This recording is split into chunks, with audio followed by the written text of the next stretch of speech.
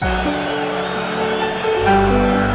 17 in the EPL, and of course, it's live at Old Trafford. Manchester United play host to Bournemouth, and it was a massive, massive game. And Manchester United lost to that one at Old Trafford. It's very, very sympathetic.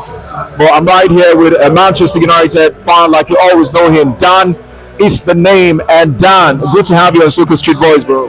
Thank you very much, and good to have you two back today. All right, Dan. Let's talk about generally. Like I always ask you, what's the feeling like today? What's your general overview about the match today?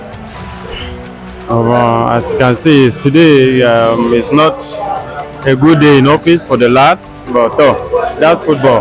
We'll take it like that. We'll go again next match. Okay. We'll go again next match. Let's talk generally. What were the flaws in the match? Because I saw the first half, Manchester United were actually coordinating themselves, but in the second half, I could see some sloppiness. Most of the players were lethargic, and I wasn't seeing any high press, no movement going forward and stuff like that. What is actually the problem? Well, the problem for my own observation, I can say, subbing Ogate for this match cost us a lot, cost us the 2 goals. But the overall performance in general is very, very awful today. The guys are very awful, waste a lot of chances and all that. So the performance today, is nothing to write home about. Let me tell you the truth. There's nothing to write home about. The only positive players we have is only Martinez, Lisandro Martinez, and then Ahmad as usual. Even Ahmad himself is a little bit off today, but you cannot do it alone when others are not coming the way it should be, when they are not rising, when they don't want to improve. Like, Man U team needs massive players. They need massive players. But anyway, we'll go again. We'll record that one as a bad day in office today. We'll go again next match. All right, a bad day in office today, according to Dan. Dan, the spirit was quite low. But let's talk about the lineup generally. The lineup today, Manuel Garte and Kobe Manu pairing. A lot of Manchester United were saying, why combine 2 sloppy players in the midfield today? I don't know. What's your take on that? Because they are not fast, they are quite slow moving forward. Are they a good pair in the midfield or what? I can tell you categorically that that's not a good pair. That's not a good pair. Manchester United need. Ogate is actually doing his job, but then he needs a progressive midfielder. Somebody when he marks, give you, and then Ogate is like the Kante before. Yeah. When he marks, he give you, and then you give the progressive passes. That's why I said the combo between Kobe Manu and Ogate will not take us anywhere. It won't work. And Kobe Manu is not that type of player that should be starting always for Manchester United because he's not progressive. He too hang on ball. Sometimes you have to play fast game. When the mark give you, you need to locate. Manchester United, they need a calculative midfielder who will partner with Ogate, and then when he marks, he give, and the person should be progressive enough to take us where we want to be. The coach has a lot of work to do. He's really trying. We know him as a good coach, but then when you have blockheaded players, definitely you can't do anything. So that is not good. Yeah, coming from a win against Manchester City at the Etihad, most Manchester United fans were thinking that today's performance was absolutely going to be a superb performance, but the opposite was just the case. Let's talk about the attack.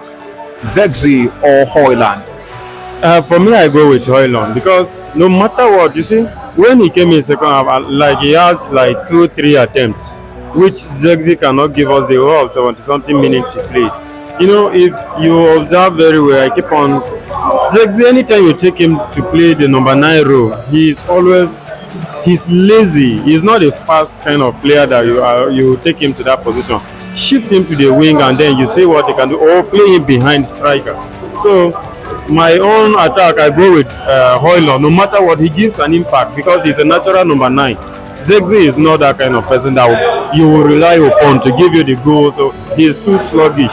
And then in Premier League you have to be very fast, moving forward, and then be decisive enough and be calculative if you really want to go take your team to wherever you want to take it. All right, let's talk about Manchester United captain today, Bruno Fernandes. A couple of missed chances, I think if he had converted all those chances, Manchester United would have been talking of 3 goals up or thereabout. I don't know what's beginning to happen to him. Is it that he hasn't got a replacement? He feels that nobody can replace him or stuff. Yeah, I keep on complaining, and I will still complain. Fernandez, you are the engine room of the team. You are the captain, not just the engine room, but you are the leader in that team. So by the time you are putting in this kind of abysmal performances, then others will say, even the captain, because in the space of 3 minutes, you miss 4 complete good chances. Then what do you expect the other people? You're supposed to be a leader, and then you lead by example. So that others will say, my captain is doing this, I don't have to joke and all that. So when you are not doing all these kind of things, definitely you are taking the team backward, because your leadership is not actually what we expect. As a leader, you have to be consistent enough, but the reason is he's never had any backup. Anybody, week in, week out. I cannot say he's fatigued, because he always put in the energy, you see, even if is fatigue, but at least when you get the ball, you should be clinical enough, you should be decisive, take right decision, right time, and then know what to do. But like 4 minutes, you miss complete 4 good chances. 4. No. Like today's performance is nothing to write home about. Very awful. All right, very awful performances for Manchester United today. And in case you just joined us, this is Soccer Street Boys, and this is a platform where we give all the supporters, all fans of different clubs, to talk after their matches. And of course, we have Dan. He's a Manchester United fan here. If you haven't subscribed to this channel, just go down there and press the subscribe button. Definitely, we'll be bringing you amazing content here. Manchester United waited. Manchester United fans actually thought this was going to be a Christmas gift for them, or they just have to wait a little bit, maybe probably Boxing Day. Let's talk about Marcus Rashford. He was dropped against Manchester City, and then he was also dropped in the EFL Cup against Tottenham Hotspurs, and he came out in public to say that he's open to a new challenge and stuff like that. I don't know. If you are the manager, how will you manage this kind of conundrum? But if I am the manager, I wish him well, because Rashford is someone that's supposed to lead Manchester United team. For me, like, forget about the performances today and then in the previous matches. Nobody miss him.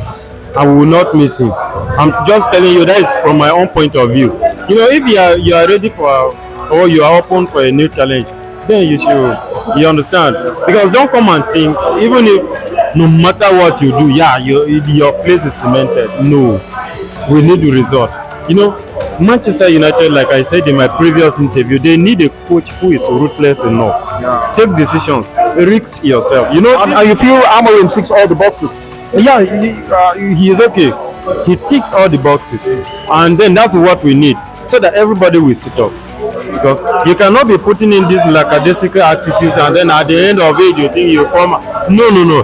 Manchester, you wearing this badge alone, should give you that morale. It should be a big opportunity for you to prove yourself, because it improves your CV. Because if you count like 2 clubs, you see Manchester United, one of the biggest in the world. So if they give you an opportunity to showcase your talent, you have to do it diligently. Don't put in that kind of performance and expect at the end of it you can. No, we wish him well.